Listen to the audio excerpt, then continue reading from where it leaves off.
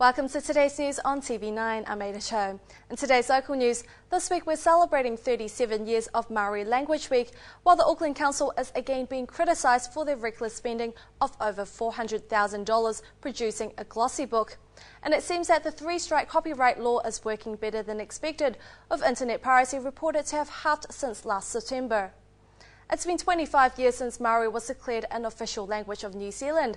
This week, many New Zealanders will celebrate 37 years of Maori Language Week. Christy Zhao went to a primary school to see how kids are helping revitalise the language. 25 years ago, Maori Affairs Minister Koro Wetere told Parliament that Te Reo Maori was not just for Maori but for the whole nation. The Maori Language Act 1987 declared the Maori language an official language of New Zealand, and saw the establishment of Te Toa Whiri I Te Reo Maori, the Maori Language Commission, which along with the Ministry of Maori Development has spearheaded the celebration of Maori Language Week.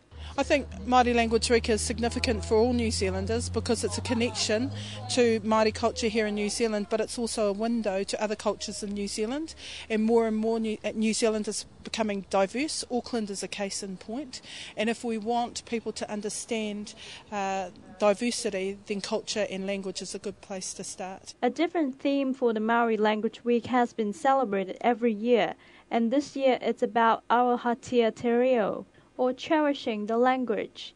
Kids at the Ngā Iwi Primary have helped the school won Maori Language Awards twice in the last 5 years, but Labour Education spokesperson Nanaya Mahuta says schools can do more to promote the language. I think schools could always do better, and they would say so themselves, but we've got to start somewhere. So having Māori Language Week as a point in the calendar where everybody can celebrate it, I think is really great. But as I say, what's more important is that we connect New Zealanders to the diversity of culture in New Zealand. Māori Language Week is one way, Chinese New Year is another way. You know, there are many other celebrations throughout the country that we should be celebrating in our schools so that our children understand how rich we are becoming as a nation. Maori Language Week, or Te Wiki o Te Reo Maori, has been celebrated since 1975. This year it will run from July 23 to July 29. Christy Zhao, 9 News. Prime Minister John Key announced further details of the partial float of Mighty River Power at his National Party's annual conference over the weekend.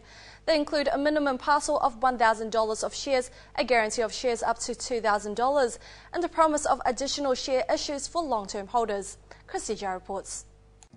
Delayed or not, Mighty River Power is up for sale later this year, and over the weekend at the National Party conference, John Key finally announced details of the share offer, promising New Zealanders that they will be at the front of the sale queue. The minimum purchase threshold will be set at $1,000, with retail investors guaranteed access to shares of up to $2,000. Financial analysts say such measures are reasonable. In the contact float, the most demand came from investors with a region of $1,000 to about $2,500, $3,000. So putting a minimum threshold of $1,000 is smart, because if anyone's investing under that, the brokerage you have to pay to sell the shares is typically around $30. So if you've got shares of $500 and you pay $30 to sell, then you're sort of wiping out any benefit from actually making the investment. If there's a great demand for this float, then there'll be scaling to an institutional fund. So an institutional fund who goes for $10 million might be scaled to only receiving $8 million of shares. This won't happen to retail investors who are after $2,000. If they want $2,000 on the float, they're going to get it. Opposition parties have said that the 3-year loyalty bonus scheme is being considered for political reasons. But William Curtain says investors will still be able to sell. They just have an incentive to hold the shares for 3 years. I put $2,000 in. If I hold them for 3 years, I'll get some additional shares that could be worth $100 after 3 years. So no, it doesn't restrict investors anyway. They can still sell out and take the cash if they want. Or if they're willing to be long-term holders, they'll get a little bit of a bonus. Curtain praises the government's announcement as positive news for all investors, and he expects the bonus shares issued to take away some of the selling pressure on the stock and supporting a more stable share price. He says previous discussions about Mighty River Power stock listing on Australian markets may still be relevant, but they may not be necessary if local investor demand is strong. Christy Zhao, 9 News. The supply of Auckland land problem continues to cut chances for new developments. Real Estates Institute New Zealand figure shows median section prices in Auckland have increased to 8%, from 2007's 285,000 to 310,000 today. Business correspondent Roger Kerr says many property developers who took the risk and did subdivisions a few years ago went bust on a downturn in 2008-9, and it's taking a while for banks to back those developers. It's been reviewed that the Auckland Council has spent $411,000 producing a glossy book about how it wants to create the world's most livable city by 2040. The production cost, working out at $41 a copy, is labelled by critics as yet another sign that the council lacks fiscal discipline at a time of constraints. Christy Jar reports. The Auckland Plan is the council's strategy to make Auckland the world's most livable city, shaping the way we live and work over the next 30 years. The plan was adopted by Council's governing body in March, but this week it was revealed that officials have spent $411,000 producing a glossy 380-page book to promote the message, making much use of large color pictures. Right-wing councillor Cameron Brewer says the book is an appalling waste of ratepayers' money. These days, Council's trying to push us into more of a paperless organisation, and trying to push the public more onto their website.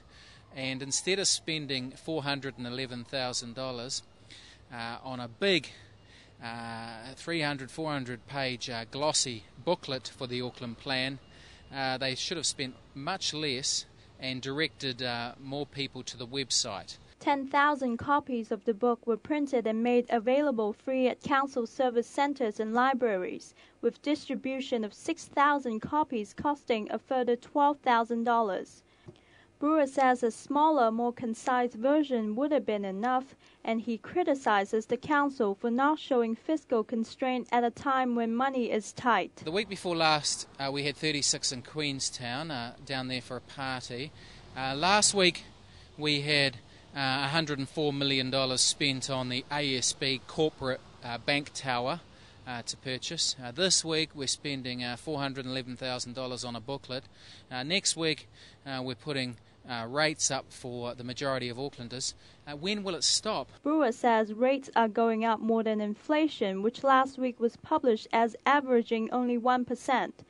He says some councillors are concerned about the plan anyway, as it advocates for a compact city which could lead to the drive-up of land and housing prices. Christy Zhao, 9 News. Chocolate, biscuits, chips and nut bars. Yes, you guessed right, snack foods alert is coming in. But how do people feel about them, and what's the latest news in the industry? Let's find out. Some people can't live without the satisfaction you get from snack foods, and it is an integral part of our daily lives.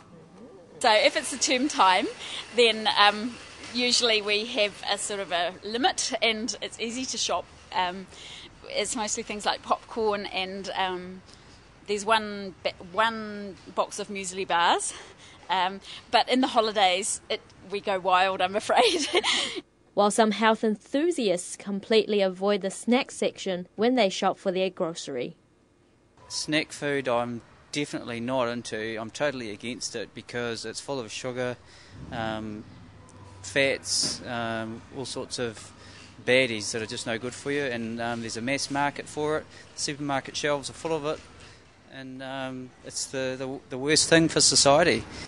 According to Business Desk last Friday, New Zealand snack foods' annual profit fell to $8.2 million from $16.2 million. This equates to a 50% drop in profit as costs rose faster than sales, and it took an impairment charge against one of its brands. Neither New Zealand Snack Food nor Griffins nor PEP will comment on snack food's result, but consumers just might need to prepare for higher snack costs. Kate Chow, 9 News.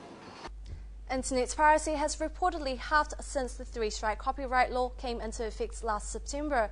The three strikes law requires internet companies to issue warning notices to customers alleged to have downloaded copyright content illegally, such as music or movies if requested by the right holder. After a third warning, a case can be brought before the Copyrights Tribunal, which can fine an offender up to $15,000. Modern technology and scientific advancements has widened the prospects in medicine. Chinese medicine may be well known for pain relief using acupuncture. Today our reporter is going to look into Chinese energy therapy, a type of treatment without taking any medicine. Kei Chao has more. Traditional Chinese medicine involves herbs and acupuncture, but that's not all. Angela Ning, founder of Chi Therapy, is a registered acupuncturist, but you won't see any needles at her clinic. Instead, high-tech machines, fire dragon therapy, and personalized diet are used to help you restore your natural glow. Expertise is to treat chronic health problems. In New Zealand, many patients come for asthma, eczema, arthritis, and high blood pressure, diabetes. That's the top 5 one. But we treat stomach issues, bad sleeping, aching muscles.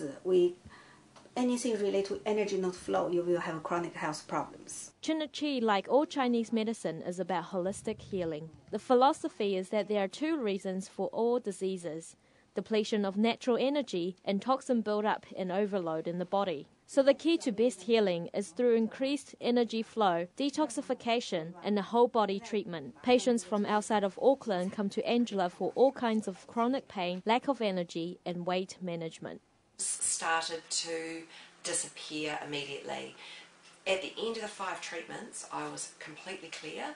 I have not had a cold, a chest infection. I've had nothing since. The marriage between traditional methods and modern technology allows the energy treatment to be a lot more effective. Kei Chao, 9 News. Auckland airports reported an 11% increase in international arrivals in the month of June compared to the same month last year. Kei Chao tells us more on the reasons behind escalation of international visitors. The latest monthly update completes a full 12 months of Auckland International Airport's financial year, in which it processed more than 7 million international passengers, stripping out transits for the first time. For the month of June, total international passenger movements, excluding transits, totaled 536,297 from the same month a year earlier. This is a whopping 11% increase compared to the same month last year. The growth was led by a 40.1% inflow of Chinese arrivals to 9,691 and a 20.3% lead in Australian arrivals to 50,041. Auckland International Airport has been targeting Asian arrivals to fuel the surge and aims to do so over the next decade. But the increase was so large because of the Chilean ash cloud that caused flight cancellations in June 2011. With visitor numbers going up, shares in Auckland Airport are also up 1.9% and are currently trading at $2.46. Kei Chao, 9 News. Now we have our TV9 host from Asia Focus, Julie Nixon, to comment on Tourism New Zealand under fire. The New Zealand tourism industry has come under quite a bit of fire recently, with the likes of Simon Muta from Auckland International Airport and Rob Fyfe from Air New Zealand taking some pot shots at the industry, saying that more needs to be done to attract tourists to New Zealand. And that's certainly a government issue. Tourism New Zealand is the name of the organisation which is charged with the huge responsibility of attracting tourists to New Zealand. Air New Zealand itself spends about $100 million a year on various promotional activities to support its airline business. Tourism New Zealand spends about $84 million, and most of that on marketing to promote New Zealand overseas. However, the trend is that our second biggest industry, the second biggest after dairy, is struggling a little bit. It's the tyranny of distance again. We're a long, long way from most of our markets, although Australia is our largest market. But those traditional markets in Europe, those numbers are dwindling, and it's the likes of China coming forward. So the big question is, does our 100% pure slogan really appeal to the people who want to come to New Zealand anyway? And I'd have to say that that slogan is a little bit one-dimensional. It just sends out a message that everything's all about adventure tourism, come and jump off a cliff with a rope on your foot, that sort of thing. We need to be more faceted, multifaceted in what we do, and promoting our tourism. We have the wine industry, we have food, we're a multicultural society, all of which needs to come under the 100% pure New Zealand umbrella. That's fine, and of course the reality is we will get caught out if we just keep pushing this one-dimensional stance, because in actual fact in our practices we're not that green, are we? So that's the point. We need to think more, we need to be more proactive, and perhaps we're in a little bit of the similar situation to the Aussies back in the 80s, where they had their Crocodile Dundee slogan, which is kind of funny, kind of worked for them for a while, but it was one-dimensional, and it wasn't until about 2007, 2008 that they put up Lara Bingle with the "Where the bloody hell are you?" and that seemed to work for them. I think New Zealand needs more, something like that.